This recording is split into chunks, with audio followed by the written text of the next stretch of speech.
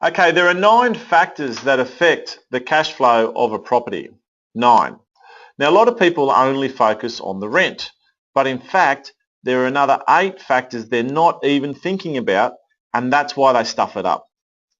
They buy the property thinking, what a great rental yield, but then they end up losing money anyway. Why is that so? Well, here's why. The rent is the first. There's 2 incomes and 7 deductions, right? The rent is the first one. But the tax return we receive from the government is also a form of income that a lot of investors don't think about and therefore miss out on. And then on the deduction side, we've got loan repayments, body corporate fees, council rates, and in that we include water surcharges, rental management fees, insurances, and maintenance costs. And then of course we've got the one I love the best, depreciation. Now, if we want to make the property positive cash flow, then we need to consider all of these factors. And what do we want to do with them? Well, we want the rent and the tax return to be as large as possible. And we want all of these costs to be as small as possible. If we can focus on reducing the costs and increasing the incomes, we're going to have a positive profit made from the property. Now, of course, depreciation we actually want to be the other way around because no cash is leaving our account, but the bigger the depreciation is, the greater the tax return will be. So how do we do that? Well, when we want rent, there's actually 2 elements to rent. There's yield, which is the percentage of the property's value that you get back every year in rent, but there's also vacancy. And this is where I see a lot of people make mistakes with commercial property. A lot of people go buy commercial properties and looking for that higher yield, and for 3 years they have a lease and that's great, but then they have a very long vacancy while they wait for the next business to come in. Okay, so vacancy is part of the total equation when you're calculating what rent you're going to get for a property. Now, what sort of properties do you think have the lowest vacancy rates? I can tell you, they are houses. Houses have the lowest vacancy rate.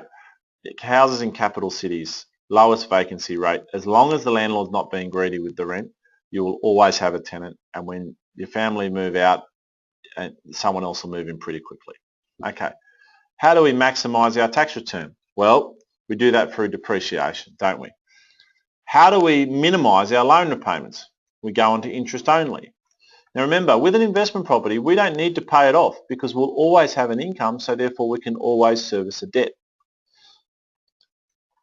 Body corporate fees, how do we avoid them? Do not buy townhouses or units. There's a whole heap. I'm very much against townhouses and units.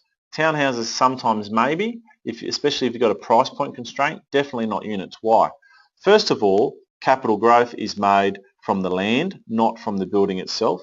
If you've got a townhouse or a unit, you actually have a very small land component and a very big building component, right? Whereas a house is often mostly land and then just the house. The other thing is, though, you get charged body corporate fees on unit and townhouses, and often they just destroy your cash flow. Council rates, avoid the high end of the market. I've lived in canal estates before, and in canal estates they actually charge, I think, about $5,000 to $7,000 a year extra rates for maintenance of that area. Also, they tend to charge a lot more rates because it's usually rates are set based on your land value, and at the higher end you charge higher rates. Rental management fees. Don't compromise on rental management fees. Pay full price for those, and I'll tell you why. Because if you're my rental manager and I want you to pay less, right? I want to pay you less money.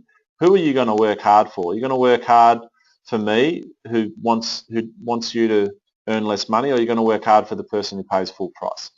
Your rental manager manages the business that is your investment property. Make sure you've got the best and make sure you pay them appropriately. Otherwise, you're going to have all sorts of other problems happen, like vacancies, tenant damages, and all sorts of things that are ultimately going to cost you way more than making sure your rental manager is paid properly. Insurances, of course, we don't compromise on insurance. We just pay them. We can shop around and make sure that the policy, we're getting covered for everything we need, and then we can go with the cheapest policy. But just make sure you don't compromise on any of the things that you need, because if you ever need your insurance policy, you really need your insurance policy. And then maintenance. The maintenance can be the silent killer. And I've had plenty of clients who come to me and tell me about their mistakes they've made before they get my coaching. And often many of them have bought old properties and end up paying 5 to 10 grand a year in maintenance. Repainting, replacing, termite eradication, all those things. If you buy a brand new property, you're not going to have any maintenance problems for a long time.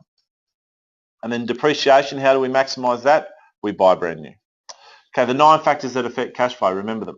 Hi there, I hope you enjoyed that. If you think someone else could benefit from that, make sure you share it with them. We'd really be grateful if you did that. And if you want to get into property investing, if you're serious about it, just send us a message. Let's have a strategy session, let's go through it. We have clients all over Australia, in fact, all over the world. And we talk to our clients either in person or via Skype, really easy to do. So don't hesitate, get in there. It's only $297 for a strategy session, and it's 100% guaranteed refundable if at the end of it you didn't feel it was worth your while. Cheers.